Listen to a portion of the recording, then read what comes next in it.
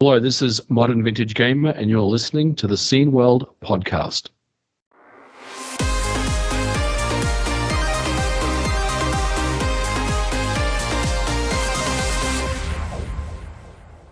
Hey, it's the Scene World podcast. I'm me. He's that guy. And you're here. In a minute, we'll be talking to Chirinea, or you're going to be talking to Chirinea. I was on adventures. Before that, though, we have some news. Well, Jurg has news. I got nothing. I am completely out of touch with the universe. Okay. Well, let's start on some sad news. The scener MBB from TAM unfortunately died. Who? MBB from TAM. Somebody I didn't know personally, but obviously a European scener. And if somebody is interested, there is a large thread about his death on Puet. So we will link to that. Yeah. Do we know how he passed? I didn't go into details, but I already informed Alex Goldblatt, so he can update the Fallen Legends homepage from the C64 and Amiga scene. So there will be an article on that page, on his blog as well. Okay. Yeah. And to go with that, the game Casebook 1899 also is delayed to be released 2024 by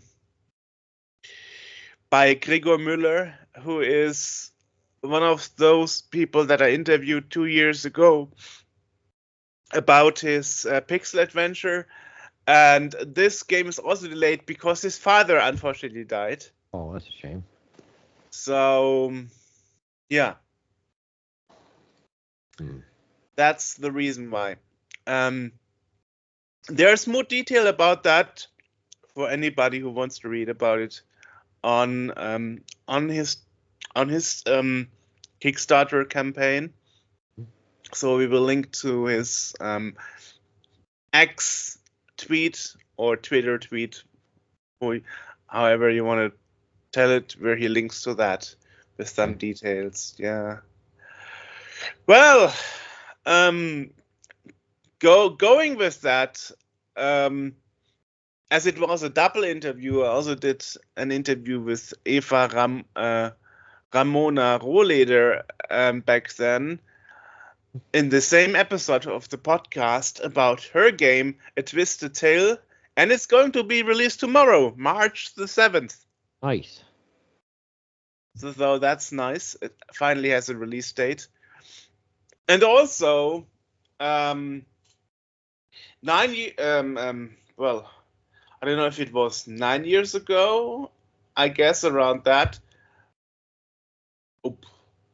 Was it 9 years ago? I don't know. But 9 years ago would have been 2015? Yeah, 2015. I don't know if it was 2015. Let me see what year it was. 2015. 2014 was 10 years ago. That is ridiculous. I know. Ridiculous. No, it was actually 4 years ago. Okay. Gamescom 5 years ago. Gamescom 2019. Before the dark times. We have been invited by Frederick Schreiber about his kick-ass shooter game, first-person shooter game, Thrath, and this game has been released now on the 27th of February. So it left early access and it has now been fully released, which is nice. Awesome. Yes. Also, to go along with that, the game Doom has been ported to a toothbrush with a color screen. Yes. Yeah. And thanks to the Bluetooth, it even has mouse input for boy. controls. Oh boy. Yeah. Yes. Oh boy. Yeah. Doom is on everything. Right. Yes, and also the female side of the NTSC retro scene has released a 6502 microprocessor song, Okay. which I also will link to. I mean, it's a bit off tone. For whatever reason, they didn't use autotune, but Okay. I mean, Because auto tune is lame, yo. yeah, it has some cringe potential, but I guess it's fine. Anyway, Saying. it contains snippets from all female creators of the retro space. Oh, which is really? actually nice. Okay, that's interesting. That is interesting. Yeah. We should do an all male creator one, and it'll sound terrible. Well, it'll be us all burping in unison. Well, it's a bit more classy than that, I can say. Well, I know, that's why I'm saying if all the guys did, it would be not classy. Yeah. Oh, and today burps and also armpit farts. Today also, JamGG announced that the game Arsene Bomber, which is a Bomberman clone, you could say, right. Yes. is soon to be released and can now be wishlist on Steam. So looks like JamGG is now turning into a developing company and a publisher. I did ask for a statement. At the point of this recording, I didn't receive an answer yet. Okay. But once we have more info about it, we will mention it in the next episode's news section, of course. Mm-hmm. Anyway, JamGG we interviewed when it was still called Pipehacker back in the day. I remember. It was a good system. It was a good service. Yes, but we were impressed by the lack of latency. Exactly, because they have this this technique to upload the game to the nearest server. So have you used NVIDIA GeForce Now? Not yet. See, I use that because I've got games on my PC. But if I'm on the go or someplace else in the house, I want to be able to play with my laptop, which is a Mac, and some of these games just don't run it. And it's an older Mac, it's like from 2012. So some of these things won't run on it. So I put NVIDIA GeForce Now on there, and I mean I don't notice any, and I'm playing like No Man's Sky or the actual the footage when I did the review for that wrestling game AEW Final Fight, was that it? Exactly, yes. When I did I did that over because I was in Baltimore. I was not at home when I did that, and I did that all using NVIDIA GeForce Now, and there is almost no latency, and it's super high. You're talking HD screens or even 4K or whatever, I guess, if you can do that. I'm using an ultra wide screen here, but I was using a 1440 by 900 screen on my laptop. But yeah, it is super, super fast and high quality, and I see no latency in there at all. Nice. Which is kind of amazing. So I'm wondering if they kind of are using the same sort of because when we talked to Pipehacker, this was all kind of in its infancy still. The whole thing of streaming a game and being able to play a high quality game remotely was kind of like had just been implemented. So seeing it without that latency was exciting. And now it's like, oh, I can, almost everything has that now.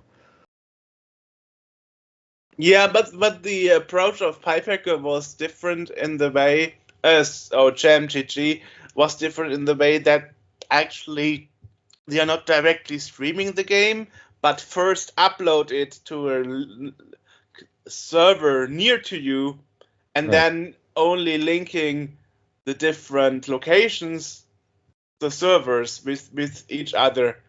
So so that everybody would have the same experience because they are accessing the game from their nearest server's location rather than connecting to one guy or one location or everybody to the same server. Right. So the servers themselves would just transfer the location data of each player, but not much more, you know? Yeah.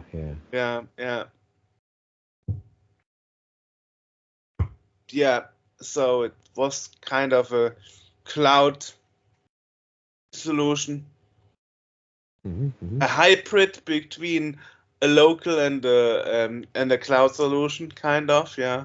Right. Whereas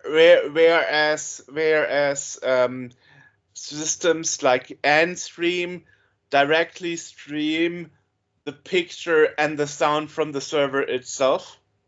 Which is what NVIDIA GeForce Now does. Exactly, which actually can cause degradation in graphic quality, at least for Endstream. I don't know how good GeForce Now handles that. Pretty well, I can tell. Pretty well from everything I can see. Nice. All right. Also, another story is that the lost F-Zero satellite has been reconstructed.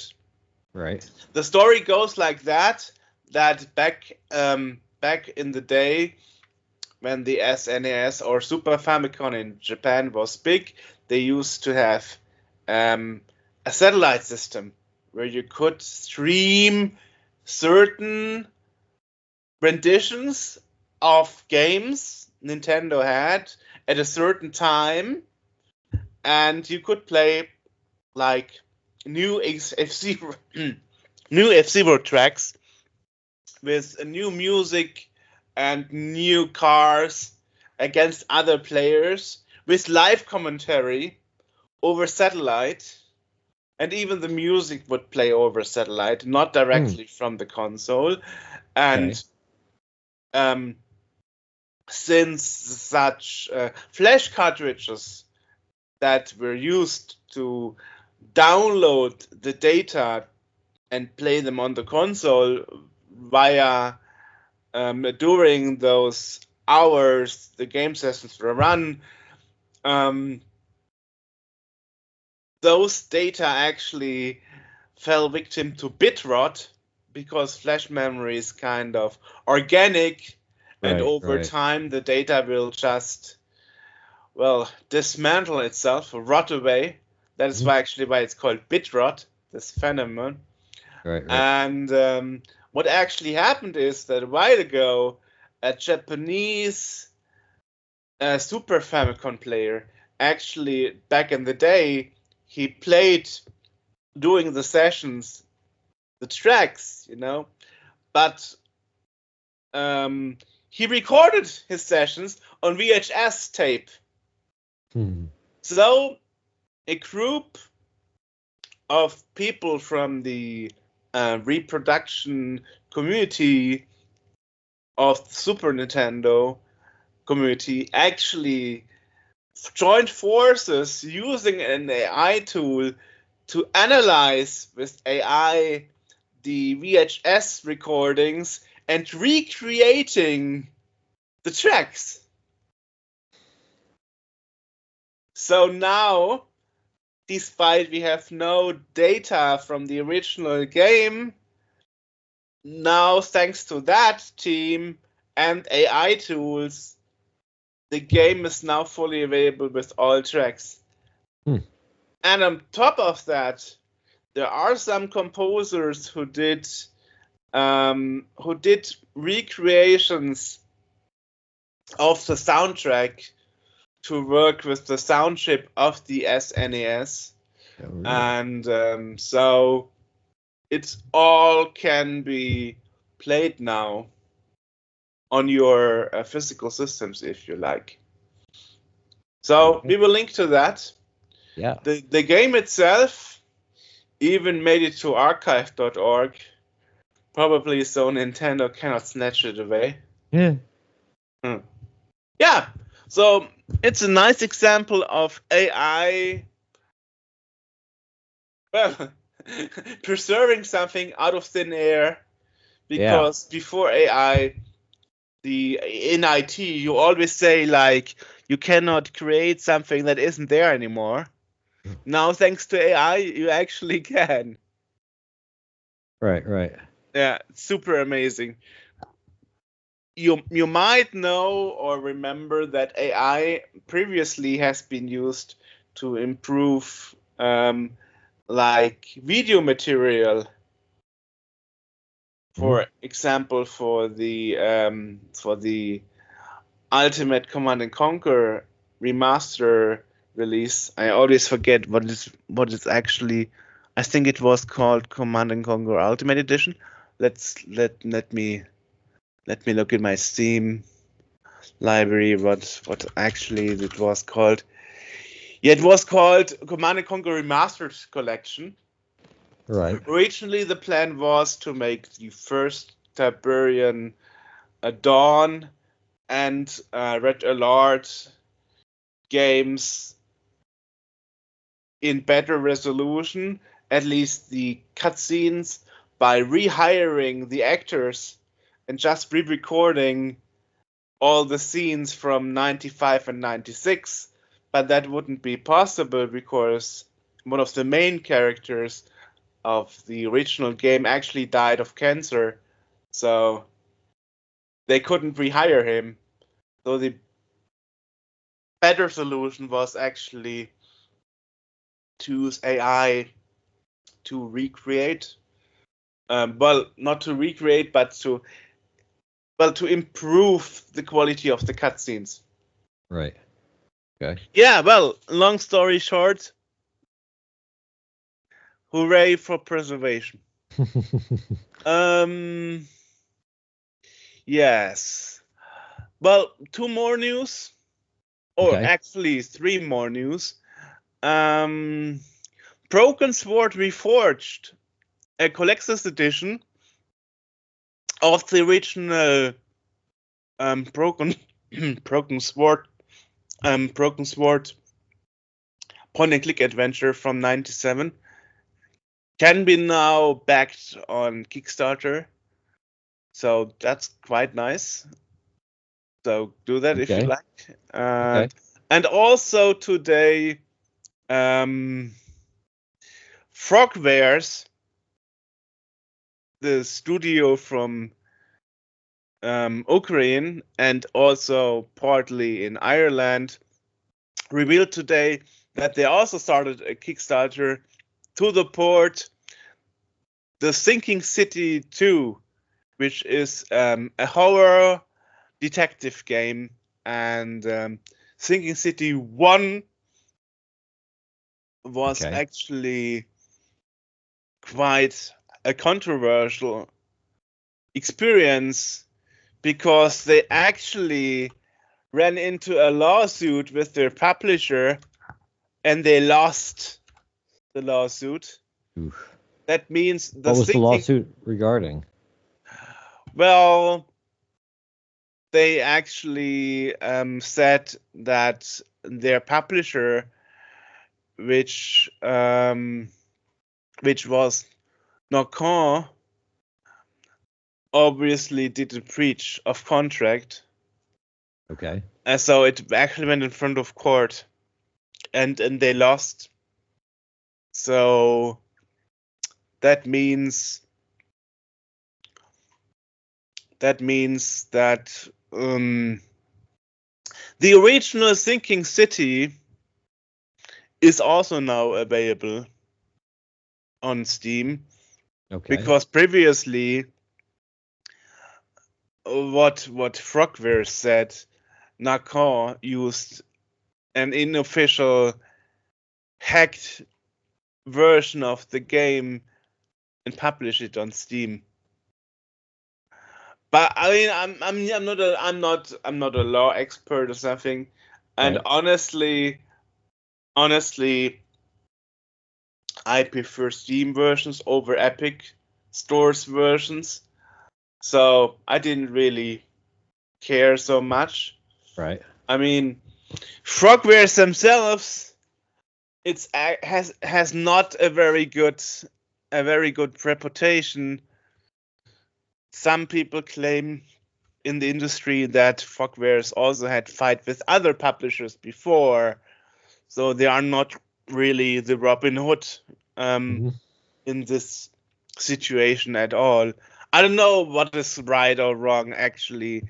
I'm not very political here, but anyway, so it looks like instead of going by a publisher, now Frogwares is going towards the community and getting at least initial funding via Kickstarter. Okay. Yeah. Now let's see if there's actually a destination set yet, a funding goal. Right. No, it's not. It's an upcoming project, so no details known yet. Okay. Hmm. Well, give us some time. It says explore the flooded ruins of Arkham in the Lovecraft Lane survival horror, upcoming for PC, PS5, and Xbox Series. Yeah. Okay. Did I miss something? No, I think I didn't. Oh yes, one thing I forgot. iOS 17.4 was released yesterday, and it now includes transcripts for podcasts. Hey now. Even for past episodes. So that means if you're on an Apple device, you can actually see transcripts of... So you can read this if you want. Exactly, yes. And interesting, in the last episode's news section, we actually mentioned a URL of the Comic-Con UK discount tickets you could buy, and actually the automatism of the transcript included a clickable link for that URL we mentioned by voice, which is super amazing. And it actually worked to this degree that it's actually the correct URL. So doesn't have a problem with my German accent for some reason. There you go. Good to know. Yeah. Well, yes, so that's also good for the hearing impaired, so more accessible. We are more accessible. Yeah. To people now. Very cool. Yeah, and that would be all the news I've got. That's all. Yeah, I don't have anything. So. Nice. Yeah. So let's jump to Brazil. Yes, indeed. And talk a bit about Brazilian game history and being a YouTuber. Yeah. And he also runs a wiki about game history in Brazil. So a lot to learn about it. Yes, indeed. Talk to you then. Bye-bye. Ciao. Today we have another guest, and today it's Guilherme from Brazil. And you are actually known for two things, basically. Your English YouTube channel, which is actually called Chirinea. Chirinea, but you can't call it that. Okay. Yeah, well, I pronounce it English. I know. I'm sorry. Yeah. Yeah. And unfortunately in Brazilian Portuguese, but It's the Encyclopedia of video game in Brazil. Yeah, that's right. Awesome. That website is in Portuguese because when I first thought about doing it, I thought about reaching a Brazilian audience at first. But when I go check there's a page where you can check where the people come from, and I get lots of views from other countries, and sometimes I think, well, maybe I should do it in English. I don't know. But right now it's only in Portuguese. But mostly I have images there now, so I think that images speak for themselves. I don't think that it's too hard to understand what's going on. And you can use AI for translation, Yeah, fortunately, we live in a splendid time for that. Awesome. Yeah, I mean, the reason why I wanted to talk to you is actually you have a lot of special content, like you remember wrong how the theme of Super Mario Bros. On the NES sounds, or the buggy Brazilian bootleg of Battletoads, and all those historical depths videos that you are doing.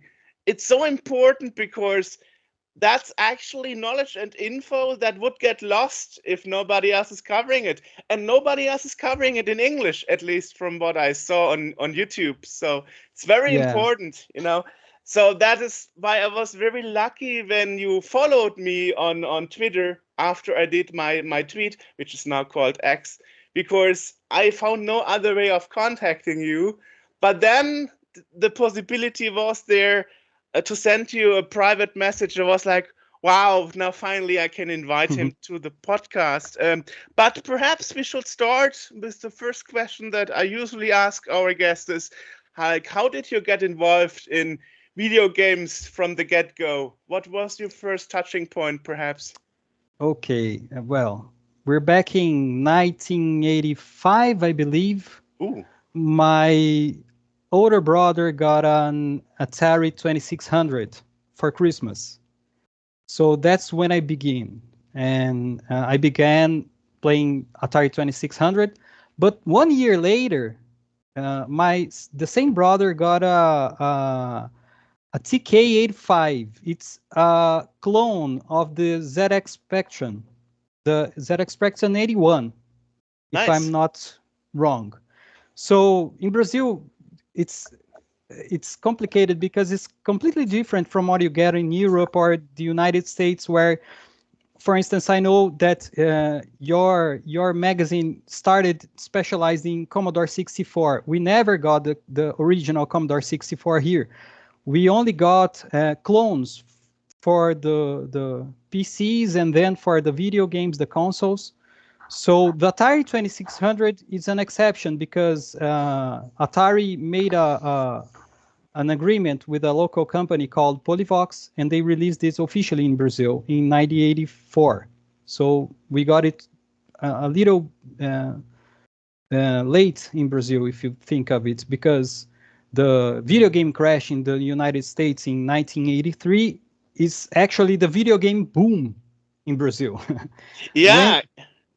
When the Americans were lost in interest in the Atari, we were getting it for the first time. So it's kind of different. Actually, the same time the boom was happening in Spain. So yeah. So everybody who isn't American is like, what crash? We don't have, we never had any crash, Precisely. So yeah, I see. Yeah, but that's a problem with many people. They project what they know from their country and their life to other cultures and other regions, and then you figure out like it's totally wrong. That's actually not the case. So this is why it's important to make such videos, interviews, and actually cover that and preserve it for the future. And especially outside of Brazil, many people even don't know that there are Tectoy still doing new Mega Drives and new Master Systems. I mean, listeners of the podcast know it because we had Stefano Arnold, the founder of Tectoy, 2 times in the podcast, and he spoke about it in length. So I watched those interviews you did, and it's interesting because every time he does an interview like that, he lets slip a little bit of knowledge that nobody had seen before in other interviews. So I learned new things when watching your interviews with him, because he said things there that he didn't say in other interviews. And yeah, so Brazil, it's really different in that aspect, because in 1983 and 84 we had the first second generation consoles, and then we only got to the third generation in 1989, when Gradiente and CCE and Dynacom were companies, local companies that released clone consoles in Brazil. So my first contact with that generation was with the top game VG9000, which is a NES clone manufactured by CCE or CCE, like we say it here. And this console, it has a system that allows you to play both the NES games and the Famicom games. So it's nice because we had a broader library of games that we could access. And the companies that were selling the games here, they were pirating the stuff they were selling here. But we didn't perceive it as piracy because the companies were local companies with lots of credibility. They sold the games legally in stores and shopping malls, and you would go anywhere here and you would find those games. You would buy those games legally. It wasn't something that, oh, it's shady business. No, it was official. And Nintendo only got here to release the NES in 1993. So it was much later, 4 years later. Which was actually the Super Nintendo already? Yeah, they released first the Super Nintendo, and 6 months later they released the NES. So exactly. Everybody had the NES clones already. Nobody wanted the original NES anymore, you know.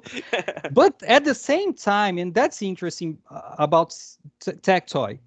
Tectoy released the Master System here in 1989 also. So it was the same year the NES clones arrived. But Tectoy made an agreement with Sega and released it officially here.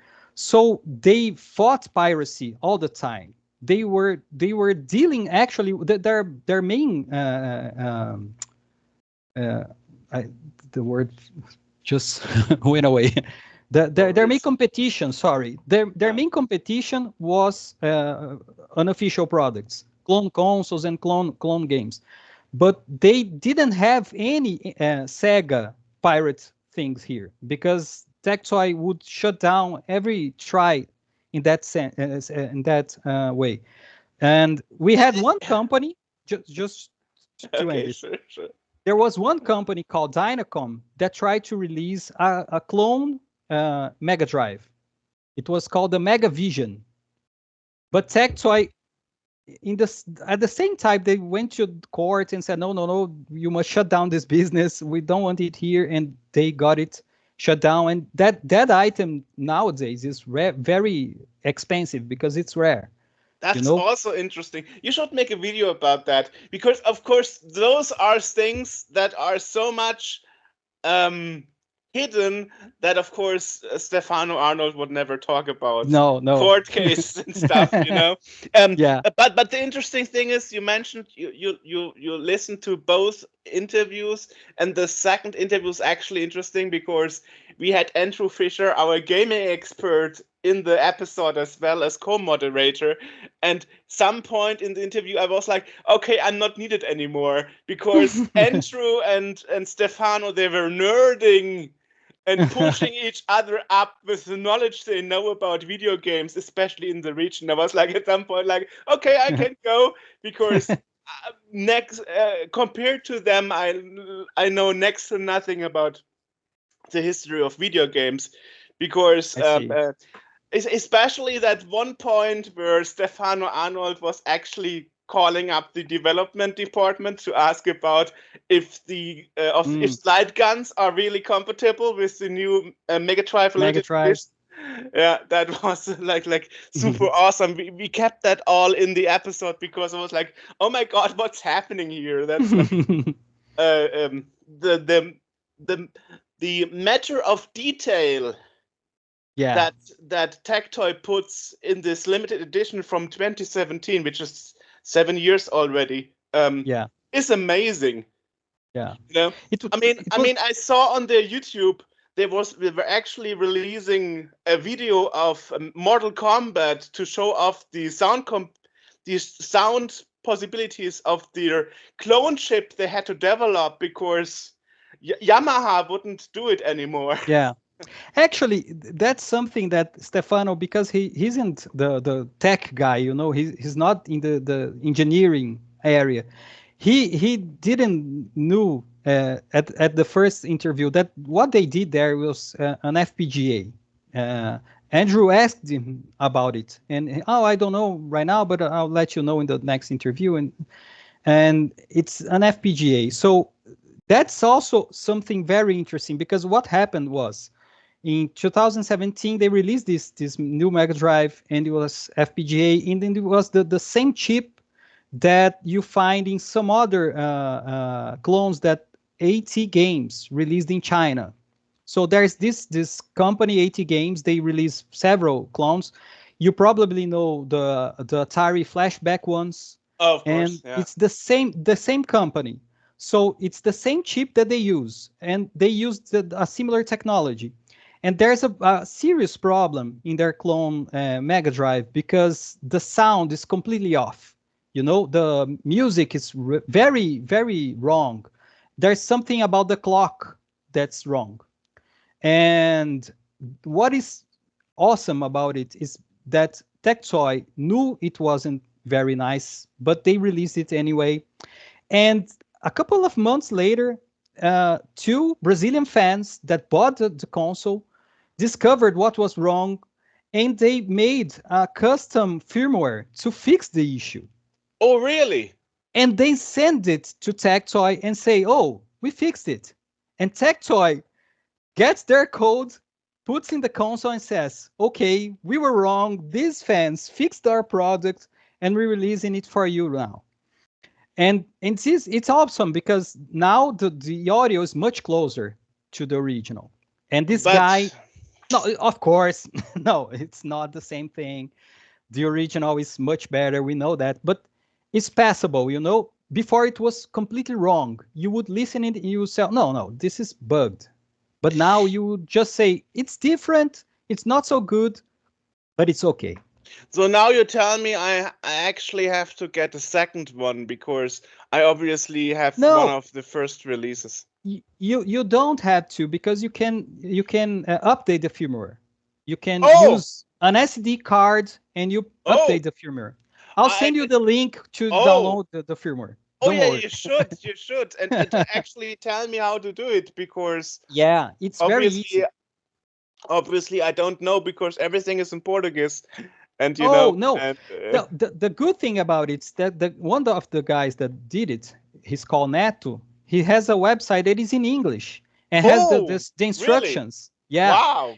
And he did it better because after he sent the code to Tectoy, he then said, "Okay, I'm gonna do my own stuff now," and he did a custom firmware all from scratch, and it's called Neto MD DOS.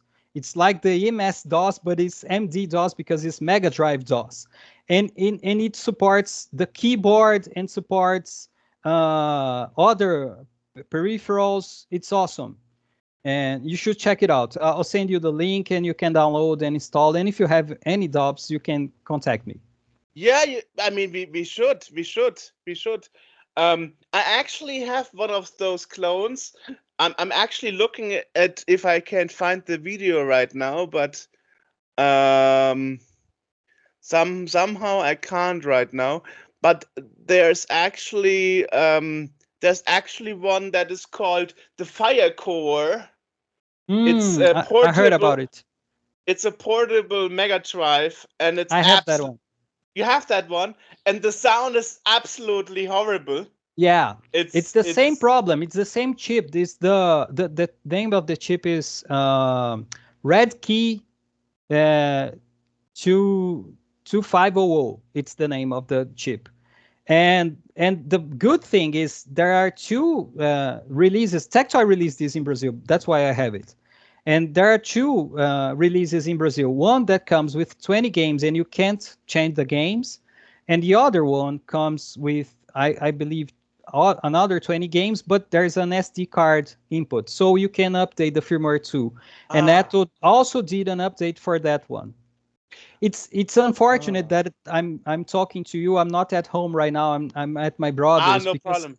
If I was at my home, I would be showing you all this stuff. I mean, you could send a video afterwards if you like. Okay, I can no problem. put it in. Yeah.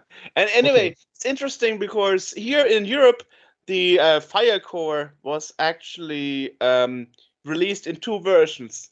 One had a switch on the bottom where you could switch between NTSC and PAL.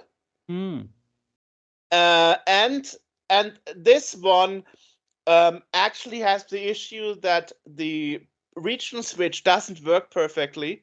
So if you, for example, if you insert a Dune 2, which was released in German language in Germany, which is obviously then a European release, you get an error message saying this game is for European market only, despite you put the switch on PAL. Yeah, exactly.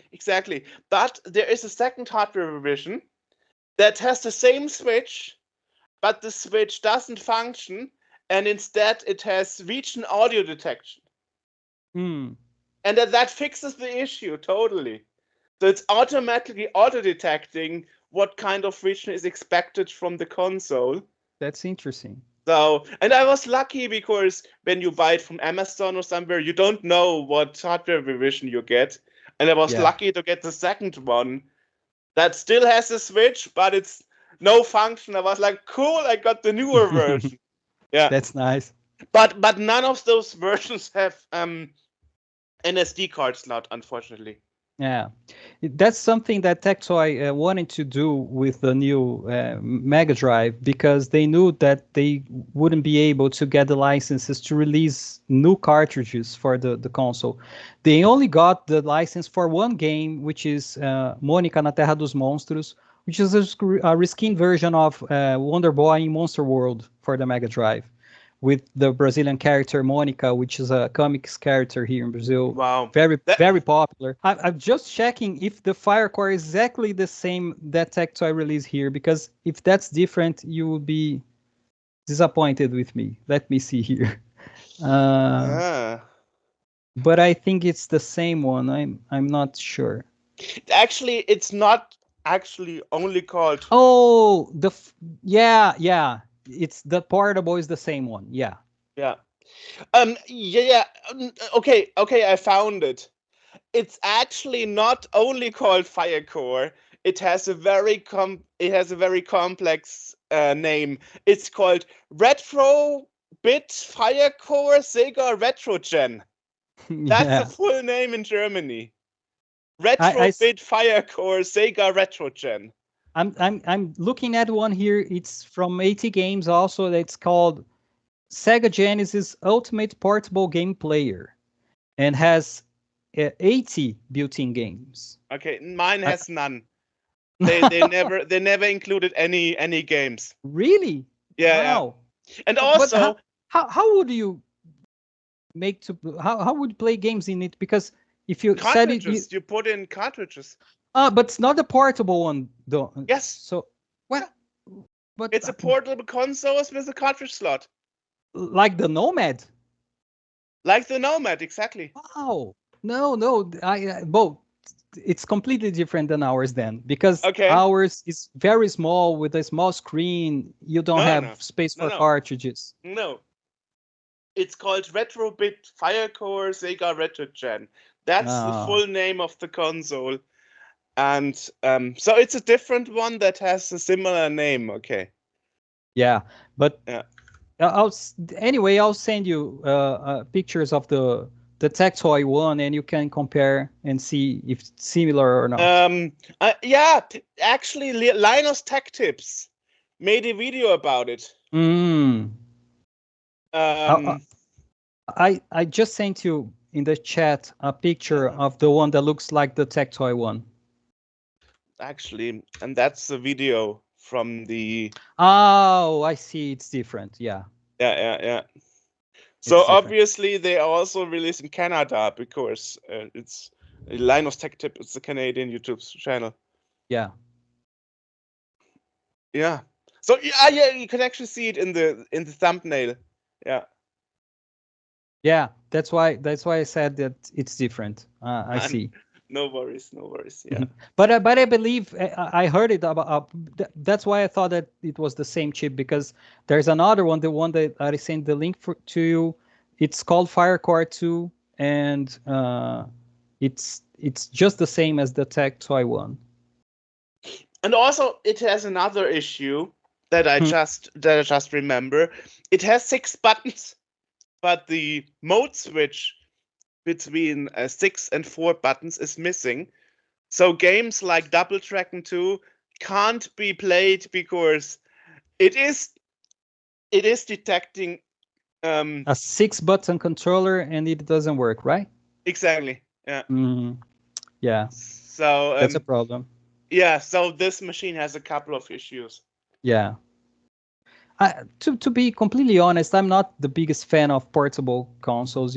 I just prefer to sit in front of my TV and play games like that, because portable consoles always have those issues, and you can't always play all the games and stuff. But I understand that it's a lot easier for many people, and I understand the appeal. Yeah, but the problem is back in 2011 when I got this unit, you had no other options. Yeah. Because the other consoles were even worse. That was long before we had flashback consoles. I see. It was pretty bad.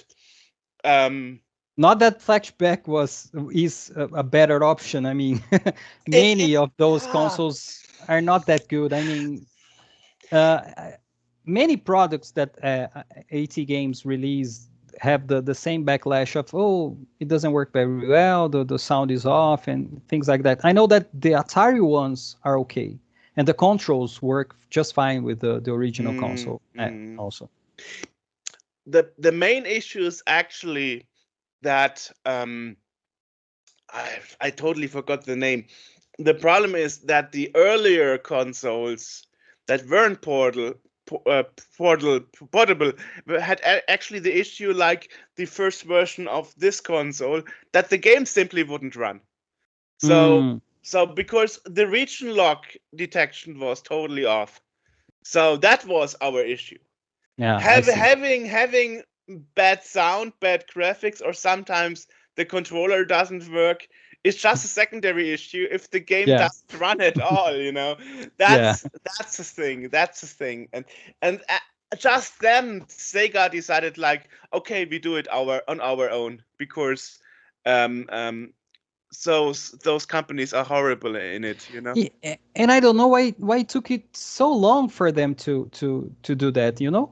It was really strange, because when Tectoy released the new Mega Drive in 2017, I believe the Mini NES was already released. And that came 2015.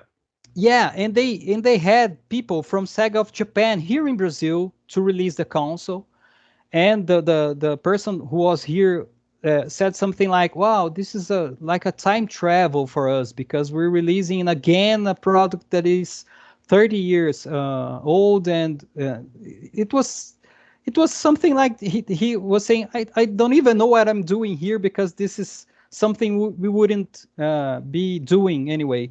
But I believe 1 or 2 years later, they released their own version of the Genesis Mini or Mega Drive Mini. And I thought, well, that was what Tectoy was trying to do.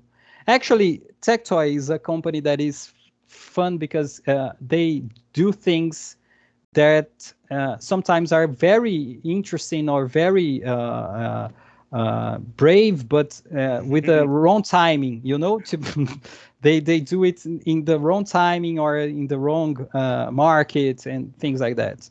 like the Street The Fighter Zeebo. release. Yeah, that's one of them. But I was thinking about the Zeebo. You Oh may know yes, about yeah, Zeebo, okay, right? yeah. That also failed. That was actually a Yeah, feature. Yeah. that's something that I want to do a video about sometime. Actually, interesting that you mentioned earlier because I went through the hassle and asking some of my non-gaming Brazilian friends to get Okay. games that were only released by Tectoy, and Mm-hmm. Duke Nukem 3D, for example, it looks like a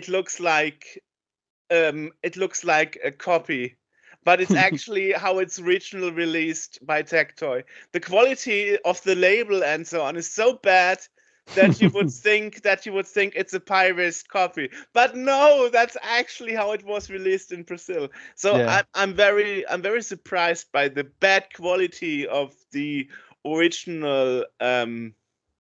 I mean, even the Woody Woodpecker game that came in the clamshell Mm-hmm. and all that, the clamshell, the plastic quality is so bad that you would think like, oh my god, it's almost falling apart.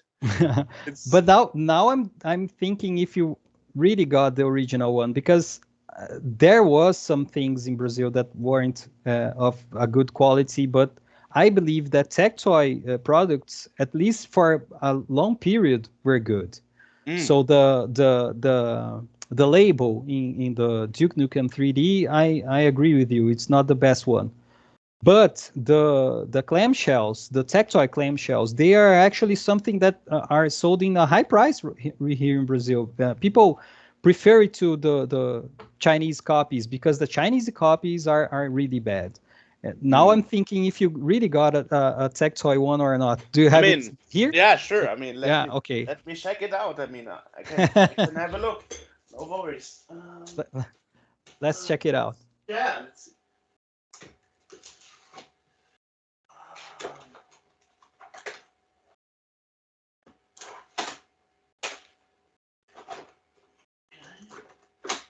But you know there were many different kinds of Yeah. labels that One Tectoy second. did. One second.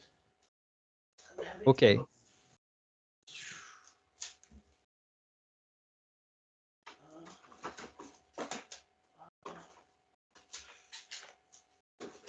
Yeah, I found those.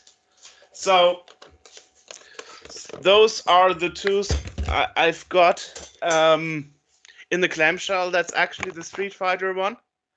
Okay. That's of a good quality, and that's Woody Woodpecker, Mm, and you can see it's actually not like original. not I, original. I can see from here. Open it Okay, up. Open it up. okay, that's why the quality is so bad. Does it read Yeah. Tectoy in the middle of the clamshell? The inside of the clamshell. No, Um. no, the Okay, inside. inside. Let's see. Yeah, open it. No, it doesn't. Yeah, no. Ah. That's a rental store clamshell. That is why it obviously has a phone number. Perfectly. Precisely. Oh. That's the case. Oh. If you want to buy good Tectoy products, I have just the man for you. It's a guy who sells items in really good shape, and he's really nitpicky about this kind of thing. You know, Ah. he only sells products in good quality, and he uses to sell to people abroad. So people who And buy. that's a bag actually horrible quality. Yeah, no. You unfortunately you didn't get the original product. Well, I mean, it But was super cheap, but never mind. yeah, but look at the other one, the Street Fighter one. See if Um, the inside says Tectoy in the middle. let's see. Wow, that's so Hard to open. hard to open. No, it doesn't say either, but the Mm, quality is very good. but the original ones Oh, they have. wait. It says Tectoy in the middle. Okay, yeah. Yeah, here Yeah. we go. Perfect. Yeah, this one Yeah. is original. Okay, You that see the that difference in explains. quality? Oh, amazing, Yeah, amazing. yeah. Yeah. Another thing, you don't have the manuals, right? No. So if you had the manuals, there's another thing you could check. The manual has a sticker with a serial number. Mm. And if you open the cartridge, there's the same sticker with the same serial number. If the numbers doesn't match, someone put a manual from one game and the cartridge from another, and assemble the thing.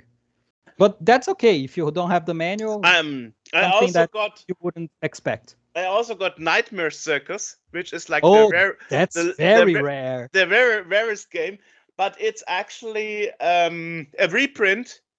Okay. And it only works on some consoles, not on all. So it's something weird about it.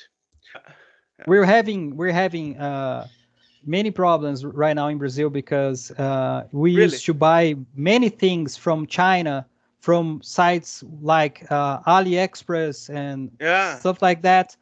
And at first, the Brazilian government didn't have any kind of law about taxing those things. Okay. But right now, the Brazilian government started taxing those things, even the cheaper ones, because before it was like up to $50, you didn't have to pay any taxes.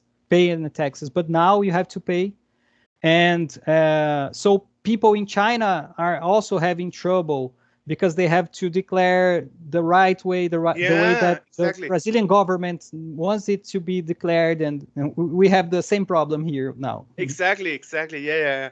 But fortunately, with AliExpress, right now, since 2021, July 1st, we have a new law.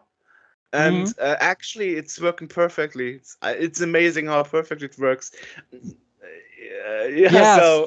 It's happening now because when the companies, for instance, AliExpress and what was the other one, Shopee, and other sites like that, they are doing now the same stuff, and now it comes with a declaration that says remessa conforme, which is the name of the law here. So when it gets here and they see that sticker there, they say, okay, everything is fine, and the things arrive very quickly here. Exactly. We have the same sticker called IOSS, European Union Electronic Pre-Notification of Customs. So Well, anyway, now back to your YouTube channel. I mean, that's actually why we are talking. I would like to know, how did you decide what topics to cover? I mean, we mentioned the Battletoads one. Then also we mentioned the one about the wrong sounding of the Super Mario Bros. Theme, but also you make music remixes and stuff. So it's a whole bunch of topics to cover with YouTube channel. Yeah, the thing is, if you dig it about the videos there, you may have seen also some heavy metal covers there. So first I started the channel, actually, like many people, I think that I started the channel, I didn't think about a specific subject, I was just putting videos there. But when the COVID-19 thing happened, we decided to do collab videos with friends, and we started doing the covers, and that thing was something that my channel was focused on. But I also always wanted to talk about video games. I love video games since that time in 1985 Christmas, I told you. So it was something that I was very interested in, but I never got the time to actually do something focused on that. And the time when I was doing the covers was something good for me because I learned how to edit videos. I learned how to. I didn't know anything about that, I never used a software for editing videos before that.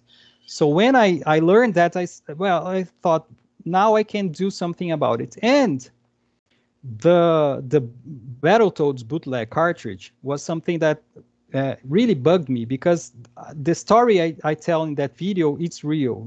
I really passed the things that happened in that sequence. It's the same thing that happened in my life. I was playing the game many years later, and I was thinking, well, something's wrong here. There's a level missing. What's wrong here? I remember the level. I remember playing this level. How could it possibly happen? And I thought, well, maybe it's a Mandela effect. I was thinking I did it, but it didn't happen.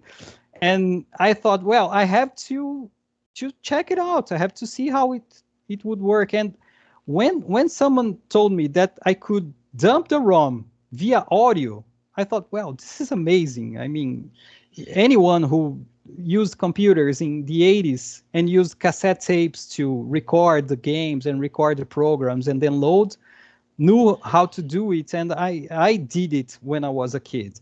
And I thought, well, this is amazing. I want to do that. I want to see it. And when I did the video, I must be honest, I wasn't expecting anything. I mean, it was a cover channel, only heavy metal stuff, not much else. And then thought, well, that's how it worked. And I got an awesome response. I mean, in 1 week, I had like, I don't know, 5,000 views, which was amazing for my channel, because I only got a couple hundred, But hopefully it's improving now after this interview. Yeah. Every video, and that's the thing. When I saw that it was working, I thought, well, one feedback I got was, this is interesting because you're telling, because we live outside your country and you have a totally different experience than we do. And I thought, well, this is something that is interesting to share.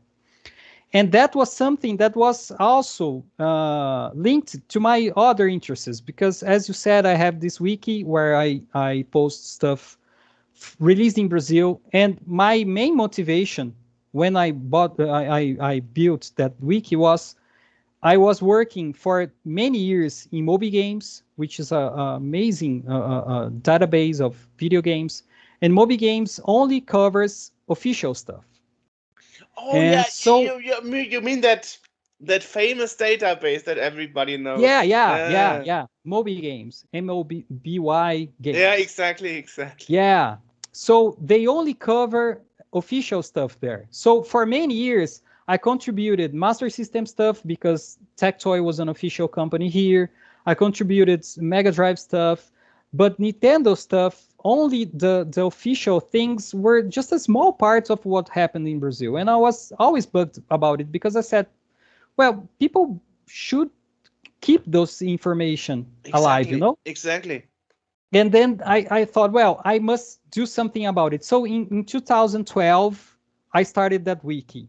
But I only made a dozen pages there, and then I stopped doing it because I thought, well, this is too much work. I don't know if I can do it, and other stuff happened, and I let it aside. But when I saw that video was doing well and everything, I thought, well, I guess I have to go back to it and give another effort to make it work. And that's what I thought about the channel. I thought, well, it's nice to have somewhere where people from other countries can go and see what's like to be a gamer in Brazil in the 80s and the 90s. That's when I grew up and when I learned about the stuff I did and everything. So, for instance, the video you mentioned about the Super Mario Brothers, that's the one that really skyrocketed the channel. So yeah. The algorithm worked for me because it was suggested. I was like, wow, what's that? Like, oh my God, this accent. Where is he coming from? And then I saw like, oh, Brazil. I'm like, oh God, somebody in Brazil doing English content. Yeah, I do that all the time because, in that video you mentioned the Super Mario one. There were some people, oh, this guy can pronounce brothers right, so I'm leaving. And I said, what? Isn't the word brother? What's the problem with the word? I don't know what I'm saying wrong here. And it's bad because when people say that, I say, oh, sorry, English is not my first language, you know. And the problem is another thing that people were mentioning was the way I pronounced timber, which is like timber, but not timber, like I said in the video. And I said, oh, I apologize. I knew I was saying it in a way that maybe many people wouldn't understand. And that's why I put the word in bold letters in the screen, right in the moment I say it, you know, because now you know what the word is. You won't be mistaken it. And another thing I like to do, it's I like to put subtitles all the time, because then people will know that if I'm saying something wrong, well, it's written there. It's easier to read sometimes, but I know that some people don't like reading, so I don't know which one is what. I actually hate subtitles. Yeah. Yeah. Some people hate it, some people love it. I don't know. I learned with video games, you know. Video games taught me English. It didn't help for me. Yeah, for me it was a huge help. From 95 and on, I started playing video games on my PC, and the point and click adventures were something that were big in that time. And that helps a lot, because you know it's the perfect structure, because you have an object, you have a verb, and you have a person. So it's subject, object, verb. It's perfect. Yeah, pick the spoon and put in the dish. You know, things like that. Dishwasher. But the problem with Germany is Germany was one of the, I think it was the only country actually where we had German translations of games like Maniac Mansion and Zack McCracken. So I was like, oh, okay, there's a German version. It took us many years to get translations for those games. I believe the first game we had that were fully translated in Portuguese was Full Throttle. And Green Fandango had all the voices dubbed in Portuguese. The famous 3D adventure. The only 3D adventure that was not a failure at that time. It's an amazing game. I mean, society is still sometimes awful. I mean, still happens today. Just a few months ago, RoboCop Rogue City was released. I see. And of course, there was a comment like, no translation from sound into German. Again, not buying. And that, of course, was from a German. And the first reaction, of course, was learn English. The exact same thing happens in Brazil. Every time Nintendo releases a new game, someone in Brazil says, I don't believe they don't have Brazilian Portuguese in this game. And the first reaction is just like that, you know, go learn English, you have to learn English. It's the same thing here in Brazil. Exactly the same thing. Particularly with Nintendo products all the time, because Nintendo has this messy relationship with Brazil, that they came here, they stayed a while, they went away in the mid-90s. Nowadays, I don't know how the representation here is, because I don't buy modern consoles. I don't have a Switch or things like that, so I don't know. But I know that people complain all the time that Nintendo don't care about the Brazilian markets in the ways that they used to back in the 90s. I really like your mindset. I wish more people from Brazil would have this mindset of like, I'm doing something for the global audience. That's totally amazing. It's so important, because nobody else would do it, you know? And I think that it's interesting, because, you know, you want to talk to people who want to talk back to you. So if I'm going to tell these stories to Brazilians, maybe they're going to, oh, okay, we know that, go away. Here comes the nerd again, you know. So it's different when you're talking to people from abroad. They oh, wow, this completely different from what I lived in my country. And so the conversation starts there, and I'm getting awesome reactions, because that video about the Mario game, I had answers from people from Egypt, for instance. And I know nothing about the gaming market in Egypt. I asked the person, did Nintendo sell officially the NES in Egypt? And he said, no, but I had an official NES because someone brought it from the United States for me and stuff. I don't know about you, but I know nothing about gaming in Africa. The whole continent, it's a huge continent, many countries, and I know nothing about it. I made an interview with the guy in Ghana who's actually building up an esports community in Africa. If that is a topic that interests you, we got you covered there. We got you covered there. I'm gonna look it up. Because that's something that I find really interesting, because when I did the video about the Mario thing, for people who didn't watch the video, the difference in sound from the original hardware to clone hardwares happens because the main chip, the CPU, is different. And there is a difference in sound that I explained in the video. And some people who lived in places like Brazil, like Russia, like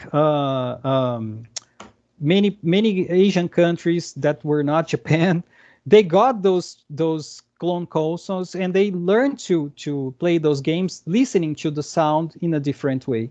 And I think that's something really interesting, because in a way we connect to people who live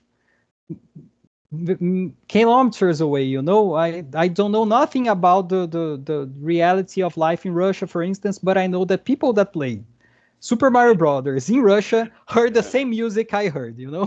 And it's different from the music you guys heard in Europe, not only because of the chip, but also because of the pulse system that makes Well, the thing is, fortunately we also got an interview with the Russian Computer Museum in Moscow before all the mess with the Ukraine started.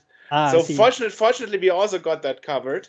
So if that is an interesting point for you, your podcast is material for years to come, I think, because I hope, it's very hard to convince people to speak English. That's actually the main point, I'm just now writing a script for a video about the sound chip in Master System, because I think that the Master System has a bad reputation when it comes to sound. People seem to hate the PSG. But I think that it was underexplored, I think that maybe people should know some games that did it well. And that's something I'm trying to do with my last videos, I've been doing lots of Master System remixes to show what the video game was capable. And I'm trying to do a longer video talking about the Master System, talking about the sound of it, and talking about why it's different from other consoles of the time and why it could be better if we had a different situation back in the 80s and the 90s. Because I think the main problem with the Master System was that it wasn't very well marketed in the United States. Could be. It went very well here in Brazil. I know it went well in Europe, but I think that it took Sega some time to know what they were doing. Yeah. They only got it right with the Genesis and the Mega Drive. That's right. Here in Germany, nobody cared about the Master System. It was all NES, and then suddenly they improved with the Mega Drive. But the problem was the Mega Drive and this Game Gear was like double the price of the Nintendo hardware. So you had to have rich parents. So my parents were like, okay, you get a Game Boy, it doesn't have color, but you can get 2 games for the price of one Game Gear game, And the same with the NES games and Super NES, way cheaper than Sega. In Brazil, it was the same thing. The tactile products. But other way around, wasn't it? No. That's something really interesting, because tactile products were more expensive than the clone ones, because if you think of it, the clone companies didn't pay the license for the products. No license fees. So they could sell it way cheaper. And that's why I think that Stefano is an awesome CEO, because fortunately he retired a few years back. Yeah. because he made the thing work even if he sold it for a higher price. But there's also another part of the story. That is, I think that because Tectoy was so successful and was just one company, you guys abroad hear a lot about it, but you hear much less about the clone companies here. True. And fortunately, this year, just now this month, a new book was released, unfortunately in Portuguese, but it's a book about the clone consoles in Brazil. This amazing channel called Warp Zone. If you check in YouTube, Warp Zone, they release their content in Portuguese, but I think that's maybe there's English subtitles. I'm not sure, but sorry, that's what we have. And they just did this book telling the story of the clones, and they challenged the opinion of Stefano, because Stefano says that sometime around the 80s and around the 90s, sorry, they had 80% of market share in Brazil. And in this book, these guys they say, oh, maybe that's not quite right, because maybe they are talking about official numbers, and unofficial numbers could show a different picture. Because I was one of those guys who had a NES clone. I didn't have a Master System. I played Master System games with my Mega Drive using the power base adapter. And I only got a Mega Drive because my brother started working, and the first paycheck he got, he bought a new Mega Drive for us.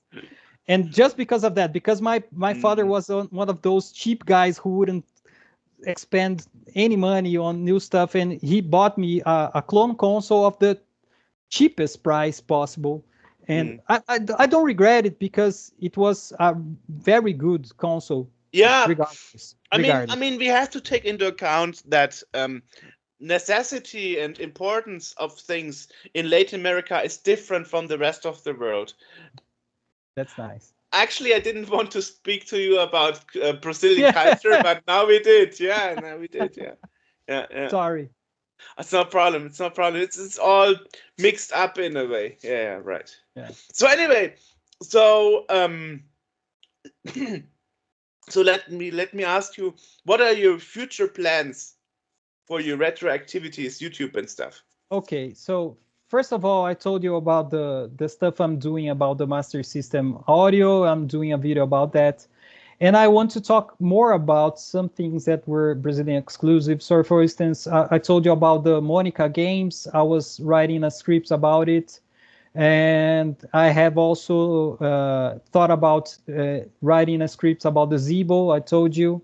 So it's another stuff I want to talk about. The problem is with YouTube, like everything on the internet, it's always hard to be the first one to talk about something. You know, it's hard to not find someone that already talked about that stuff before. But with the Brazilian content, it's super easy, because I don't know any other Brazilian YouTuber doing content in English, right?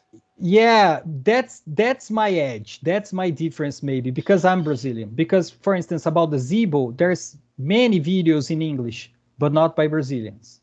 Usually what happens is some YouTuber from, I don't know, UK has a contact in Brazil, imports the stuff, and show it on the channel. Exactly. You know? Exactly. So that's the difference, I think, because I can talk about it firsthand. You know, I lived it when it was happening. For instance, for the Zeebo, I was here when Tectoy announced it, when Tectoy developed it, when Tectoy released it. I was one of the first people who bought it. There was a small community of people who hanged around a forum on the internet who talked about these games coming out and stuff. And so I have an experience that is different from people who just get to know the console on second hand, you know. So that's the difference, I think. So that's where I want to go. I want to talk more about stuff that happened in Brazil that people, I believe, don't know yet, or if they know it from people who didn't live here. And I think that I can give a better picture, or maybe a more complete picture. I don't know.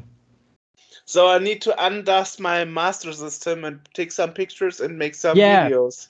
Please, because I want to talk about that. I didn't know about that. It's a very interesting stuff.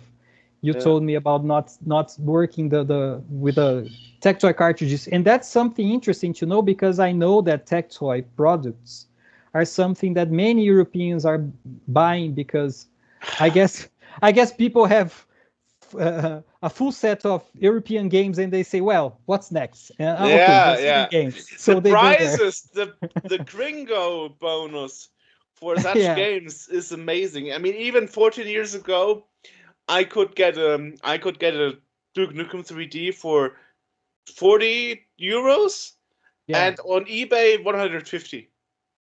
But that's bad for us also, because what happens is the more you guys buy it, the less we have it here, so the prices go up for us too. So we sometimes play about it. We say, stop the extractivism. You're extracting our gold here. Is somewhat like the colonial times when Portugal were taking our gold to their country, and people is taking our gold away. Right. Yeah. Stop the extractivism. Yeah. I remember another famous example was actually Double Dragon 2. Because this game for the for the Mega Drive, which was actually mostly only available in Japan and Brazil for whatever reason. I didn't know why Brazilians were such a fan of the Japanese Double Dragon 2, but that was the case. It's interesting because some games, I don't know why, they just get super hyped here. For instance, I don't know if you know a game for the Super NES, the oh god, the name just went away. It's a racing game. Just a minute, I'll remember it. There are not many racing games on the Super Nintendo, so. Yeah. Top Gear. I just remembered. Yeah. So this game people are crazy about this game here, So and it's to an extent that the main theme of the game, many people play here covers using different instruments, and people love the theme. And I know that this game isn't so much popular, in Europe or United States. Yeah. And it's crazy because I don't know why this got so popular here. And I have a friend that he has a channel in YouTube, which only shows people racing against each other using emulators and online matches, Tipo, it's something that I don't understand. Even being Brazilian, I don't understand why people in 2023 are playing online games of racing game released in the 90s, and nobody else knows about this game, and it's crazy. But some games get really popular here, and I just can't explain it also. I actually have Top Gear 2, and I think there was a third part, Top Gear 3000, that was 3000, yeah. That was actually horrible, and I got it too. Yeah. I got a full set of the game series. Yeah. The first one had that soundtrack that goes, and everybody loves that. Yeah. There are people playing in the accordion and stuff. Now let me think. Top Gear is actually a copycat of a famous Amiga game. Lotus. Yeah, exactly. Yeah, exactly. It's a copy of Lotus Esprit Turbo. Lotus Esprit Turbo. That's a game series. Yeah. Yeah, I know that because I used to play those on the PC, and there's a version for the PC. Yeah. And I remember the game, and I remember how it looks like the Top Gear game. And the interesting thing is, for the Mega Drive, they never released the first part, but they released the first part, which is actually the second part on the Amiga. They released it as the first part on the Mega Drive. The Duel. Exactly. Yeah, and exactly, and the third part is actually the second, and the second part is actually the third part of the Amiga. So I don't know why they never released the first game from the Amiga on the Mega Drive, but this is how it went. So the numbers are totally wrong on the Mega Drive versions. Yeah. But it's actually famous because it has a special shell, so you can differentiate it on the Mega Drive. Yeah. Yeah. It was EA who released it. I don't remember now. I think it was EA. Yeah, could be. Yeah. Could be. Because the EA cartridges are different. They have that yellow tab on the Exactly. side. Yes. Yeah. I see. You know a lot. Yeah. That's the difference between you and me. I know almost nothing about the Brazilian market. You know a lot about the Brazilian market, and on top from the other markets as well. But we only know about the other markets because we got a lot of imported stuff. Because as I said to you, sometimes things wouldn't get released here, but people would get from other countries and bring it here. Like so the it happened a lot. Version, like the Japanese version of Double Dragon 2. Yeah.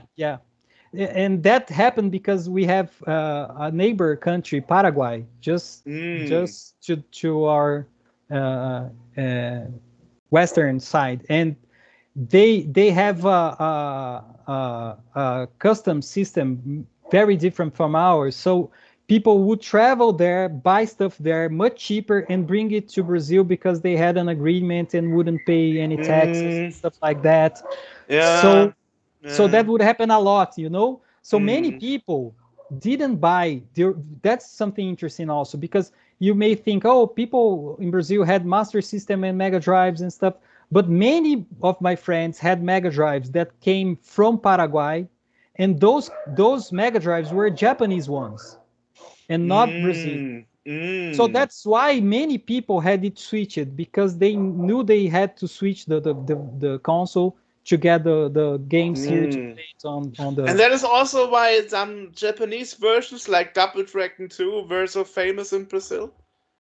Probably that's the reason, because what happened was that people would buy the game there. Well, the first Double Dragon was very popular, the first game I remember playing on a Master System was Double Dragon 1.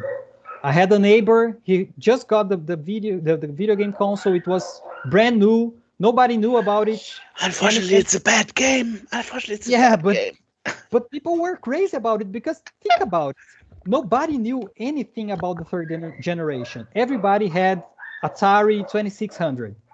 Then you come with something full of colors, with polyphonic music. I went crazy when I saw that. I thought, wow, this is amazing. I know. Actually, the latest game, released for the Atari VCS was actually Double Dragon in '98 for the Brazilian market. And that's a terrible part of the game. I know. And the first time I saw it on YouTube, I thought it was a fan-made game. Yeah. I was like, no, it's not it's not a homebrew. It's an official commercial release. The last commercial release for the VCS from the main market. Yeah. Because we had it later here, as I told you, and the music was horrible. Yeah. So when we got those consoles here, my console, my NES clone was a top game, and it came with the Tiger Heli. It's a game from Toplan. It's a shoot 'em up, top view. It's a helicopter you control. It's a simple game, very simple graphics. But I remember my jaw just dropped. I saw, wow, what is it? This is amazing. This is something else. I believe that the leap we had from the second generation to the third was much bigger than we had from the third to the fourth and so on. It was a huge leap. It was miles away, and we are talking about the first games. If you think about the last games, Battletoads, for instance, we were talking about Battletoads. Battletoads is amazing. The graphics are spectacular. I think that was the NES at its finest, you know. So we were talking about why some games are popular here. I believe that's the reason. We got many stuff from Asia. We had many.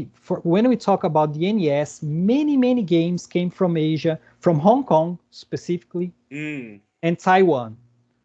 Two places that we got many things from. And those games were released here. Sometimes there was a company here that the only thing they did was to place a sticker in the cartridge with their brand. So it was called Supercharger. They brought those games, those colorful Famicom games, you know, plastic cases with yellow, purple, green, and they just just placed the sticker Supercharger and sold it here. So we got many things from abroad.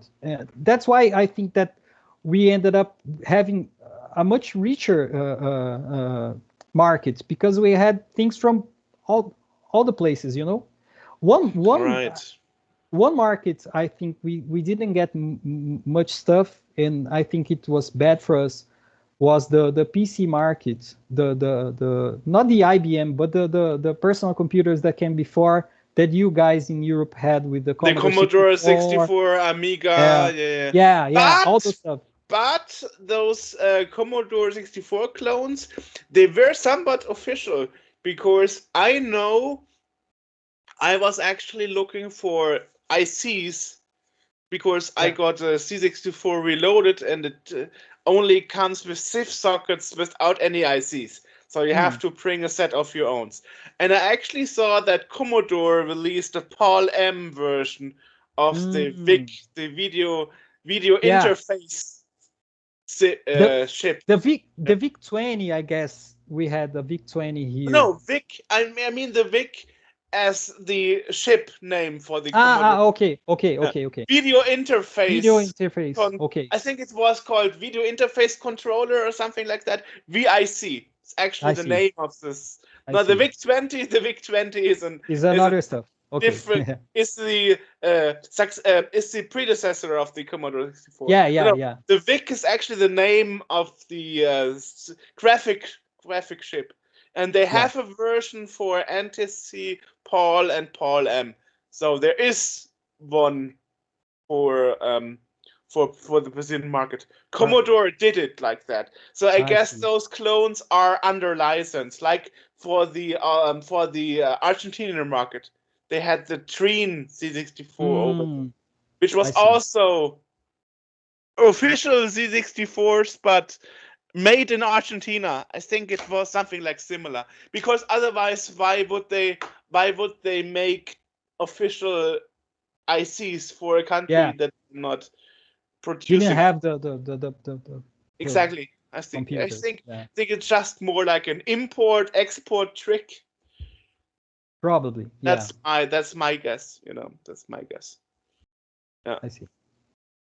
Yeah, you mentioned Argentina. It's interesting because even the clone consoles we had here were sold there. So some Brazilian companies exported clone consoles to Argentina because they didn't have Nintendo products there yet. So CCE, which is this company I told you that manufactured my own clone, they had this Turbo Game console they released shortly after. And they stopped selling it here in 1993 because Nintendo came here and told everybody to stop selling those consoles. But some companies obliged, others not. And CCE stopped producing here and started selling in Argentina, I think, around that time. That's interesting. I would have to listen back to my interview with the Argentina, because I had that too already. You should ask him about the Turbo Game console, if they had it there. I believe they had it, and in that book I told you I just bought, they speak about it too. Somebody should make a Kickstarter for an English translation. Yeah, that would be awesome. I would be very interested in doing the translation also, and it would be interesting. In doing the translation. Really? Yeah, I would like to work. If you are paid for it, okay. Yeah, that's why I was, because that takes time, and then that's something. But I believe that I don't know. Sometime someone will get the an English version, maybe, because I I mean, think that there have been a lot of Kickstarters in the past for regional books in English, I'm like gonna talk. books from Sweden, books from Japan, a lot of projects. There was just a book from about the Monkey Island Oh, games from France, and there was a Kickstarter translating it to English. to I'm English. one of the backers, so Interesting. I'm gonna talk to the guys who organized the book, the editors. I have the contact. I'm gonna tell them that Ooh, there is interest in of course, yeah. in an English translation. I really think it should be done, because it's an important part of the gaming history in Brazil, and I believe in the world too, because even if the Brazilian market is somewhat closer to the rest of the world, we had less influence, for instance, than Europe did, or Japan, or the US. Right, right. Even so, I think we had so many people here playing those games, that it should Mm. be known for other people in other countries. Now the question is, are you actually um, having an eye on what's happening outside of Brazil? I mean, for example, right now, Bitmap Bureau from UK works on a second Xeno Crisis. Yeah, yeah, I know those stuff. Yeah, yeah. And Yeah, Xenocrisis okay. is one game is in my wish list for so long, and I just didn't buy it yet because unfortunately they don't sell the bundle of the PC game plus the Mega Drive game. You have to buy one or the other. Some other Ah, companies do this stuff where you can buy for instance, there's that mm. game. What's the name? Tanglewood. You know the game? Yeah, yeah, sure. I have it Yeah, too. I have it too. they sold Tanglewood. it on Steam, and you can play both versions. You can play the PC version, and you can play the Mega Drive version, because you have the ROM, so you can play it on your flash card or your Mega Drive Mm. 2017. And the Xenocrisis stuff isn't the same. So I was hoping that someday they would do something like a bundle. But couldn't you get it from the gray market? The keys for Steam cheaper? Oh, the keys, yeah, but I wanted to buy the cartridge, and to import it's expensive, that's the problem. To buy it from them to ship to Brazil, I don't know how much it Mm. would cost, and Oh, I mean, let's have a look. I mean, Bitmap Bureau. I mean, I did an interview with them. Nice. Well, yeah, you know me. I'm never giving up. Yeah. Well, I gave you up. I gave you up on you the. Sorry. no, I was just saying that you guess the best, you got the best people here. I just told you on Twitter that I didn't know what I was doing here, because everybody who Ah, talks it's fine. is super interesting, so Yeah. Well, the thing is. No, no, I totally forgot what I said. I was actually planning to dig more into the Brazilian stuff, but the handling of getting a game from the Brazilian market getting shipped to me was such a horrible experience that I was like, rather but not that worry about it anymore. from this day on, it will be easier for you, my friend. Oh, yeah. When I hope get a new job really soon. Yeah. Unfortunately, I don't know how it is in Brazil, but being let go from a company before Christmas is not very helpful No, because no, no company not at is all. looking for workers before Christmas.